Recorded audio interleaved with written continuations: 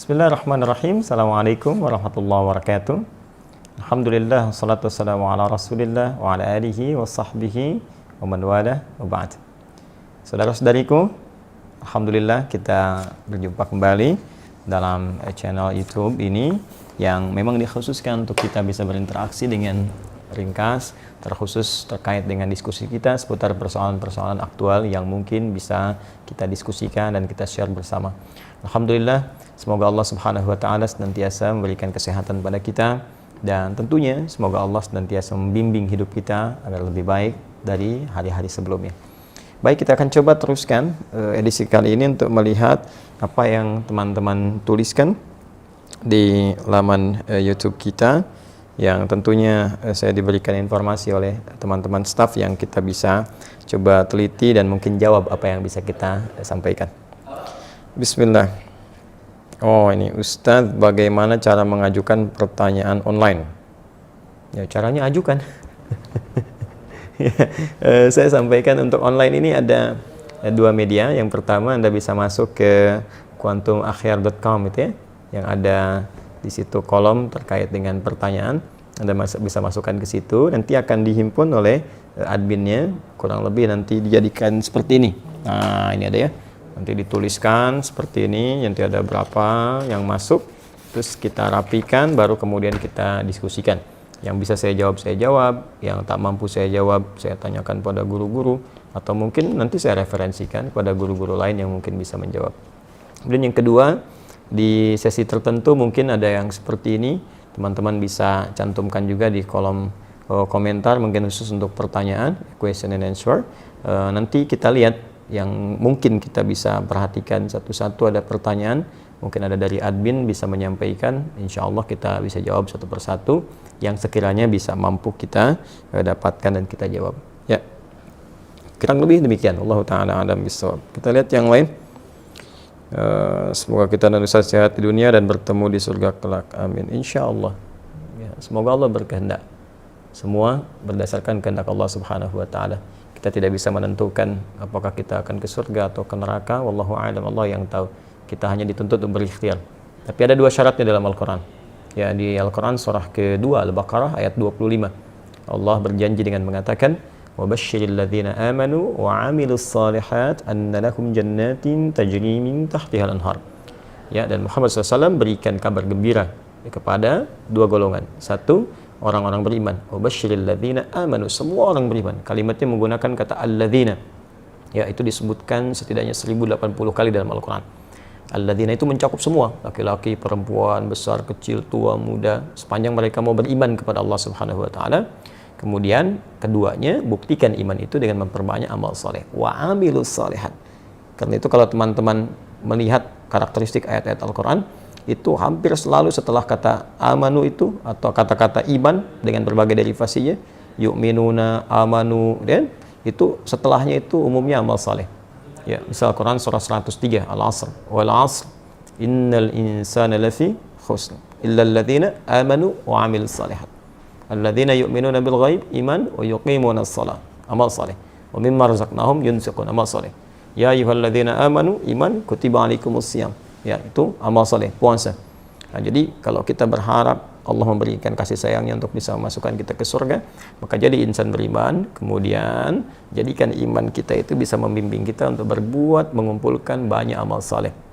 Ya, Al-Quran berikan detail sholat, ya perbanyak, bukan cuma fardunya, ya, tapi tambah sunnahnya. Ya, kalau cuma fardu, anak kecil juga yang belajar fardu juga, tambah dengan sunnahnya.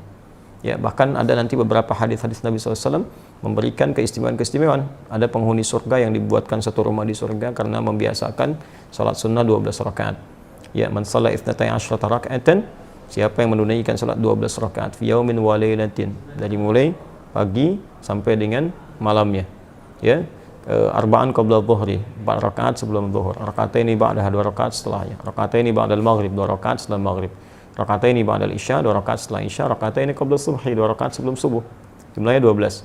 Sebelum subuh 2 rakaat, sebelum zuhur 4 rakaat, 6, setelah zuhur 2 rakaat, 8, setelah maghrib 2 rakaat, 10, setelah isya 2 rakaat, 12. Bunyalahu bihinna baitun fil jannah. Maka Allah akan bangunkan baginya satu rumah di surga. Masya Allah. Ya. Nah, jadi Itu ikhtiar kita, usaha kita, perbanyak amal saleh, puasa tambah puasa sunnah, baca Al-Quran dengan baik. Adapun persoalan ke surga atau tidak, Allah yang tentukan. Karena itu dalam setiap kesempatan kita selalu berdoa, bahkan terkadang kami saling mendoakan. Saya mendoakan orang lain mungkin mendoakan kita juga, dan selalu ditutup dengan kalimat insya Allah, jika Allah berkehendak dengan semua itu. Karena surga diraih dengan rahmat Allah Subhanahu wa taala, tidak dengan yang lainnya. Untuk mendapatkan rahmat itu kita berikhtiar lewat amal saleh. Ya, Allah taala a'lam bis-shawab. Coba kita lihat lagi. Lagi nih. Oh, ini sama dengan yang tadi ya. Ustaz, kalau mau mengajukan pertanyaan lewat online, ke channel mana Ustaz? Tadi sudah kita jawab ya. Baik. Ada lagi yang lain. Bolehkah kita mendoakan yang jelek-jelek kepada orang yang menyakiti kita Ustaz? Dan bolehkah kita bersyukur kepada Allah bila dikabulkan? Terima kasih sebelumnya. Apa yang mau didapat? ya, kita share satu aja ya. Dalam Al-Quran itu ada ayat di Al-Quran surah ketiga Ali Imran ayat 128 sampai 129. Jadi saya berikan gambaran kisahnya dulu. Nabi SAW di awal masa dakwah itu kedatangan satu utusan ya, dan mengatakan bahwa satu desa tuh masyarakatnya masuk Islam. Senang Nabi, lalu minta orang-orang itu untuk dikirimkan dai untuk mengajar. Dikirim oleh Nabi 70 orang, dalam riwayat disebutkan kurang lebih 70 orang penghafal Quran ya, ahli Quran, orang-orang yang menguasai agama dengan baik pada masa itu ya, dengan kadar yang mungkin didapatkan pada saat itu. Dikirimkan secara singkat, ketika sampai di sebuah distrik namanya Bi'ur Ma'unah ya, tiba-tiba ternyata orang-orang itu dianiaya, bahkan kemudian dieksekusi. Nah, Nabi mendapat kabar dari malaikat sedang menunaikan sholat. Ada beberapa versi riwayatnya, ada yang menyebutkan sedang sholat subuh, ada yang menyebutkan riwayatnya sebelum ruku, ada yang setelah ruku saat i'tidal, ada yang menyebutkan juga di sholat yang lain ya. Intinya informasi itu sampai kepada Nabi, dan Nabi mendoakan, ya Allahumma al'an kita, Allahumma adzibhum, ya Allah tolong laknat bani fulan ya, kemudian tolong hukum mereka dan seterusnya. Itu berlangsung selama sebulan. Nah, doanya terasa keras ya, tolong hukum bani fulan, tolong hukum mereka, tolong laknat mereka. Apa yang terjadi? Kemudian Allah turunkan Al-Quran surah ketiga Ali Imran ayat 128. Ya laisa laka minal amri syai'un aw yatuba alaihim aw yu'adzibahum fa innahum zalimun. Ya Muhammad sallallahu alaihi wasallam, engkau tidak punya hak ya untuk bisa memutuskan seperkara terkait dengan hukuman ataupun memberi petunjuk pada seseorang yang dimaksudkan langsung menanamkan hidayah kepadanya, kecuali itu atas izin Allah Subhanahu wa taala. Nah, namun yang paling indah, Allah ingin memberikan sebuah arahan seperti ini. Ya, ini sifat maksum Nabi. Jadi ini bagian dari sifat maksum Nabi yang kalau di situ ada sesuatu yang kurang tepat, Allah luruskan. Berhak Nabi meminta. Ya, berhak Nabi meminta. Ya Allah, hukum si fulan, berikan hukuman setimpal, berhak. Tapi Allah berikan suatu arahan yang lain dengan hikmah tertentu. Ya, Allah ingin sampaikan bahwa kalau di awal masa dakwah sedang meminta seperti ini, nanti umat itu tidak akan tersisa. Ya, seperti umat-umat yang sebelumnya. Ya, pernah berbuat zalim, kemudian nabinya meminta kepada Allah dihukum, hukum selesai. Tapi Allah ingin berikan sebuah pelajaran bahwa ke depan akan ada ujian lebih besar daripada ini. Maka diberikan sebuah tahapan bersabar, bersabar, sampai kesabaran itu kemudian memuncak, sampai kemudian pada tingkat maksimal sehingga bisa mengatasi tantangan yang lebih berat lagi. Ya, karena kalau persoalan wafat, ajal juga sudah tiba, ya, sesuai dengan ajal. Hanya nanti tentunya ada balasan-balasan dari Allah. Ada yang karena tidak tahu, mungkin bisa dengan itu kemudian diberikan petunjuk untuk bertobat. Ada yang sengaja melakukan, Allah kirimkan kemudian hukuman, nanti akan turun kemudian hukuman-hukuman berikutnya. Bukan berarti pembuat kesalahan tidak kemudian diproses. Ya, bisa diproses dengan hukum yang berlaku, tapi ada mungkin golongan-golongan tertentu yang tidak tahu dan ikut-ikut di dalamnya. Bagaimana hukum seperti itu? Maka Allah turunkan tadi ayat, setelah ayat itu turun, maka Nabi merubah doanya. Perhatikan doanya. Allahumma hdini fi man hadait, wa afini fi man afait, wa tawallani fi man tawallait, wa barik li fi ma atait. Ya. Kalau kita jamakkan, Allahumma hdina fi man hadait, wa afina fi man afait, wa tawallana fi man tawallait, wa barik lana fi ma atait, wa qina syarra ma qadait. Allahumma hdina fi man hadait, ya Allah, mohon berikan aku hidayah, berikan kami hidayah, dan tempatkan kami di tempat-tempat yang orang mendapat hidayah. Wa afina fi man afait, sehatkan kami ya Allah, dan tempatkan kami di tempat orang-orang yang sehat. Jadi, kalau Anda kerja di tempat orang sehat, Anda bertetangga dengan orang sehat, orang itu dapat hidayah, di kantor dapat hidayah, jadi baik orangnya.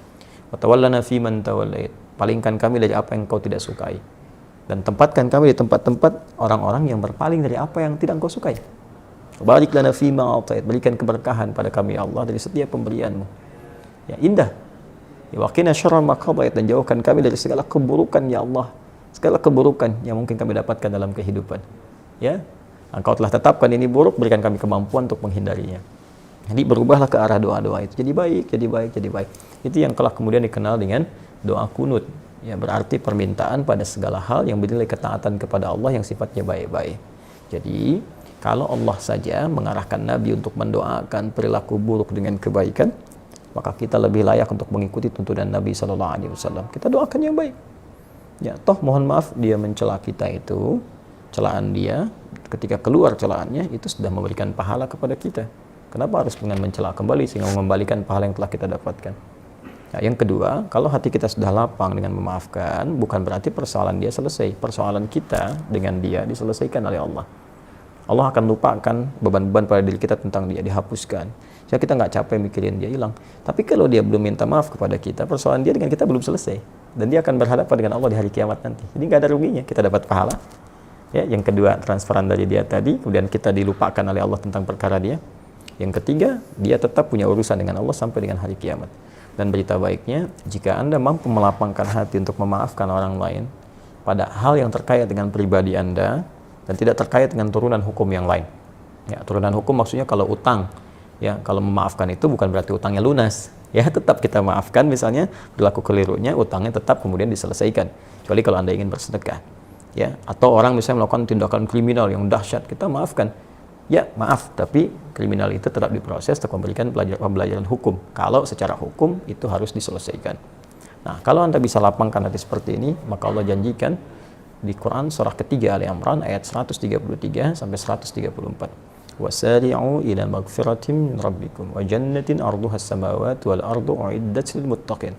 Bergegaslah Anda untuk evaluasi diri, minta ampunan sama Allah, dan berharaplah, berusaha untuk mendapatkan satu surga yang luasnya seluas langit dan bumi, disediakan bagi orang takwa.